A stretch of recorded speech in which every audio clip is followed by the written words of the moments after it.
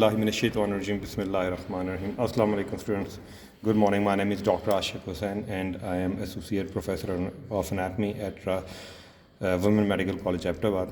So here we are going to discuss today the dural venous sinuses, the venous drainage of the brain. As you can see, this is a cross section of cross section, or you can say so. Transverse section of a skull calvaria has been removed. As you can see, the anterior cranial fossa, middle cranial fossa, and posterior cranial fossa. These lines you are looking at, these are the locations of the dural venous sinuses, which I'm going to discuss in a while. So here you can see this is the body of the sphenoid bone. On either side of the body of the sphenoid bone, here we have cavernous sinuses. These cavernous sinuses are connected to each other by anterior and posterior intercavernous sinuses.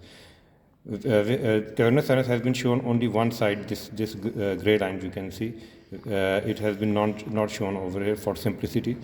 And this is here, this lesser wing of the sphenoid. Here we have sphenoparietal sinus, which is draining into the anterior apex of the cavernous sinus. And beside that, here we have another vein, which is superior ophthalmic vein, which is draining the orbit and draining into the anterior aspect of the cavernous sinus. And this cavernous sinus is posteriorly draining into a number of places. Here you can see this is superior petrosal sinus. Superior petrosal sinus. Why? Because this is the petrous part of the temporal bone. This superior petrosal sinus, it is joining the transverse sinus. Here you can see this is the transverse sinus, and superior petrosal sinus is joining the transverse sinus. And another sinus which is called inferior petrosal sinus. This inferior petrosal sinus is joining the sigmoid sinus and draining into the it joins the inferior petrosal sinus. This inferior petrosal sinus joins the sigmoid sinus, and they form a jugular vein, and through jugular foramen they move downward and result in a formation of jugular vein.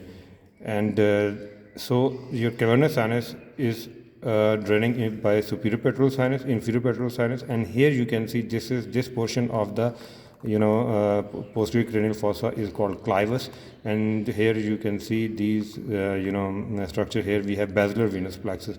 So cavernous sinus draining into at three different points: superior petrosal sinus, inferior petrosal sinus, and this basilar venous plexus. And then basilar venous plexus, through foramen of magnum, it moves downward around the spinal cord into the perivertebral venous sinus. So there are a number of other sinuses which have been shown here. This point is called confluence, because a couple of sinuses, they drain into at this point, and this point is called confluence. This on either side, this confluence is connected to the transverse sinuses. And here we have inferior or occipital sinus, sinus. And here you can see here we had superior sagittal sinus, which have been removed, because as we know that calvaria and falx cerebri have been removed. So this is the superior sagittal sinus. It moves in arc form, and here it is going to enter into the foramen cecum, and it is going to drain the nasal cavity and superior roof of the nose and all the superior. And here another sinus was present, which is called straight sinus, because it was present in the foldings of the tentorium, which have been removed. So that's why you are unable to see it. So this in straight sinus, it has been joined by the inferior sagittal sinus, which is present in the free edge of the falx cerebri, which have been removed. So this was bit about the dural venous sinuses. As you can see, in our further lectures we will discuss some other aspects, cranial aspects as well. Thank you. Jazakallah.